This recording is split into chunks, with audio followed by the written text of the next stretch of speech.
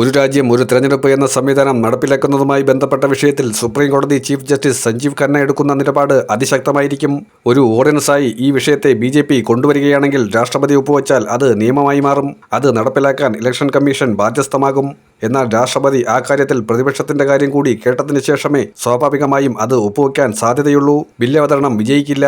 അത് പൊളിയുമെന്ന് 100% നരേന്ദ്രമോദിക്ക് ഉറപ്പുണ്ട്. മാത്രമല്ല, അത് നടപ്പിലാക്കണമെങ്കിൽ ഓർഡിനൻസ് മാത്രമാണ് ഇനി ആകെയുള്ള പോംവഴി. ഇന്ത്യയിൽ എല്ലാ രീതിയിലും ജനാധിപത്യ സംവിധാനത്തെ അട്ടിമറിക്കുക എന്നുള്ളതാണ് നരേന്ദ്രമോദിയുടെ പ്രധാന ഉദ്ദേശം. അതിനുവേണ്ടി ഏതറ്റം വരെയും പോകും.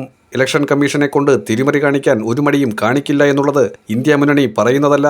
സാധാരണ പൊതുജനങ്ങൾ നവമാധ്യമങ്ങളിലൂടെ പ്രതികരിച്ചു തുടങ്ങിയിരിക്കുന്നു. അത് കൃത്യമായി മഹാരാഷ്ട്രയിലെ തെരഞ്ഞെടുപ്പിലുണ്ടായ സംഭവങ്ങൾ സൂചിപ്പിക്കുന്നു. അത് ഒരു ഒറ്റപ്പെട്ട സംഭവമല്ല. നാസിക്കിലും അഹമ്മദ് നഗറിലും നിരവധിയായ ജില്ലകളിലുണ്ടായ കൃത്രിമവുമായി ബന്ധപ്പെട്ട വിഷയത്തിൽ എന്തുകൊണ്ട് കോൺഗ്രസ് പ്രതികരിക്കുന്നില്ല എന്ന് ചോദിച്ച സാധാരണക്കാരുണ്ട്. ഇന്ത്യ മുന്നണി കോൺഗ്രസിന്റെ നേതൃത്വത്തിൽ പ്രതികരിക്കാൻ തുടങ്ങിയപ്പോൾ ഇലക്ഷൻ കമ്മീഷൻ ആദ്യം അതിനെ പുച്ഛഭാവത്തോടെയാണ് കണ്ടത്. തെരഞ്ഞെടുപ്പ് പ്രക്രിയ ക്രിസ്റ്റൽ ക്ലിയർ ആണെന്നാണ് തെരഞ്ഞെടുപ്പ് കമ്മീഷൻ അധ്യക്ഷനായ രാജീവ് കുമാർ പറഞ്ഞത്.